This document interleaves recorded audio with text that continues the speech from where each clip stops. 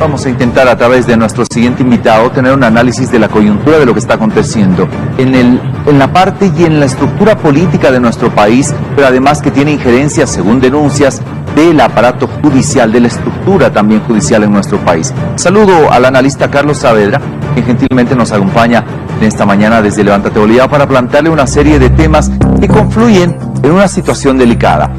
Carlos, a tiempo de saludarte, estamos viviendo un tiempo de polarización política, coyuntural, que es bastante delicada, o el análisis no nos lleva tanto a aquello. Buenos días, bienvenido.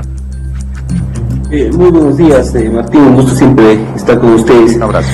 Definitivamente hay una acción política llevada a cabo desde los extremos que nos ha vuelto a llevar a un escenario de polarización discursiva, polarización en los medios, polarización en las redes, y en los últimos días polarización en las calles, ¿no?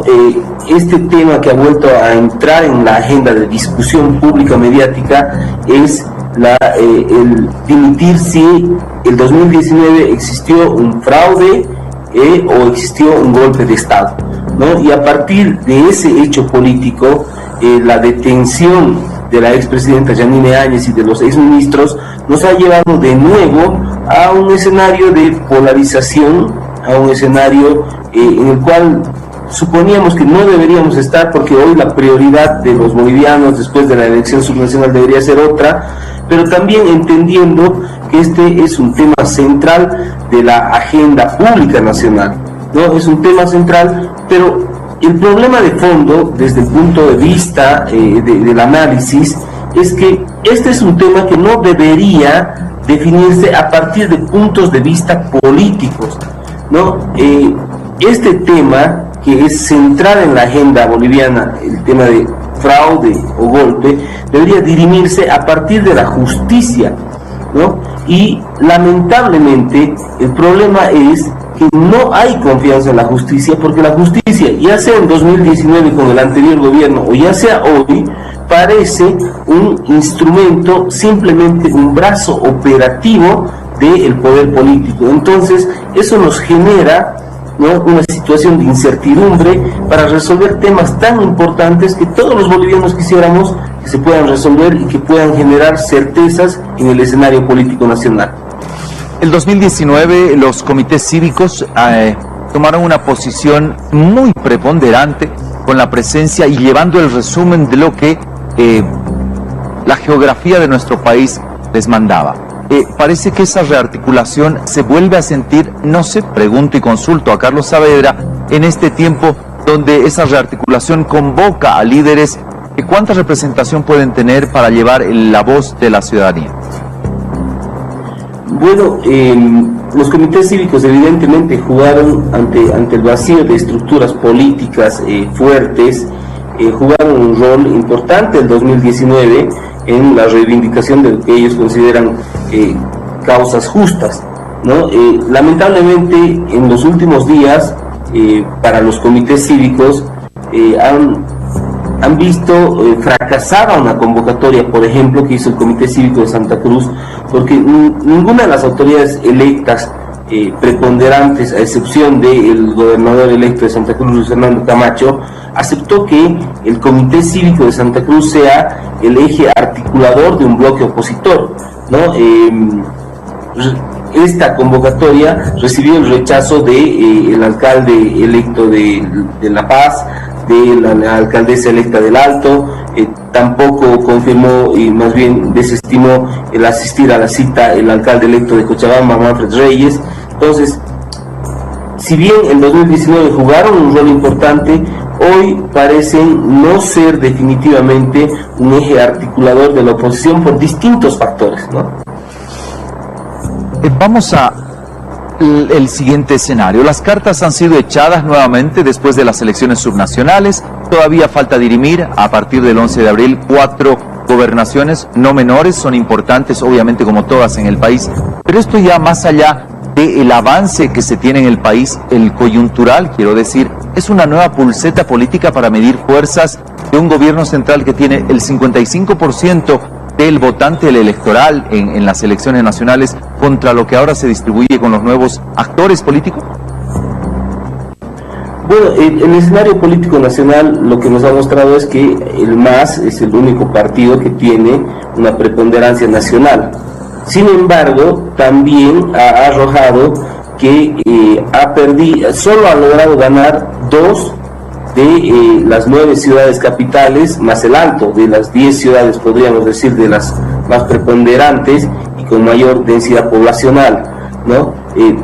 El MAS tiene definitivamente en términos territoriales una victoria muy contundente, más de 240 municipios, sobre algo más de 330 que existen en todo el país. Sin embargo, existen bastiones territoriales muy importantes que han sido conquistados por líderes opositores, ¿no? En distintos enclaves que hubieran sido realmente muy importantes para el MAS tenerlos. Entonces, esto genera también una suerte de equilibrios en la constitución de un mapa político que tiene que ser entendido a partir de la lógica de construir consensos. Y lo que esperamos es que se pueda leer esto desde las distintas esferas políticas, tanto del movimiento al socialismo como de los otros partidos que han logrado representación. Lo que se necesita en este momento es generar lógicas de consenso, es generar lógicas de coordinación, porque la situación así lo amerita. No estamos viviendo, Martín, una situación normal. Estamos viviendo una situación donde estamos en una profunda crisis económica, donde seguimos viviendo una crisis de salud muy preocupante. Los países del mundo están volviendo a cerrar sus actividades porque no se puede controlar el COVID-19 y lo mínimo que necesitaríamos es algo de cordura política y de coordinación en vez de generar escenarios de confrontación entre las nuevas autoridades electas y el gobierno central. No, lamentablemente el tema que está marcando la agenda política nacional nuevamente nos lleva a una espiral de violencia política, de violencia discursiva, que parece alejar las posibilidades de coordinación para generar consensos y generar planes que nos permitan articular salidas a esta crisis multidimensional que estamos viviendo los bolivianos.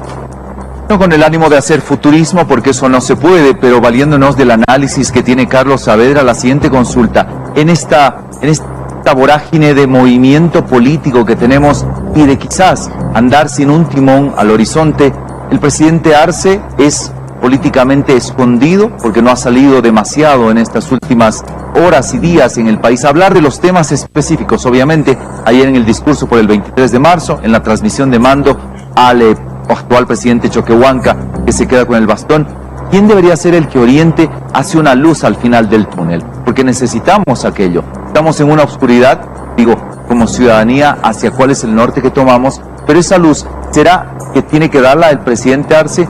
¿O también está ocurriendo lo que muchos hablan, la presencia de un exmandatario que estaría gobernando al gobierno? ¿Eso se siente desde el análisis?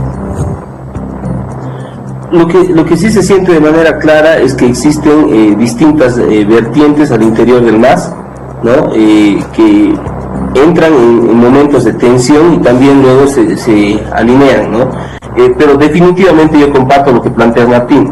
El presidente, en términos institucionales y como gobierno nacional, algo que se reclama es la construcción de un plan, es la mirada a mediano y a largo plazo para ver cómo se va a enfrentar de manera estructural la crisis multidimensional que estamos viviendo. Y ahí sí se reclama más protagonismo del presidente, más protagonismo del gobierno nacional, que además, comparto también lo que se planteaba en la pregunta, que además tiene que convivir en una lógica de tensión política con el presidente del partido, del MAS, que es Evo Morales, y con otra ala también del partido que está representada por el vicepresidente David Choquehuanca.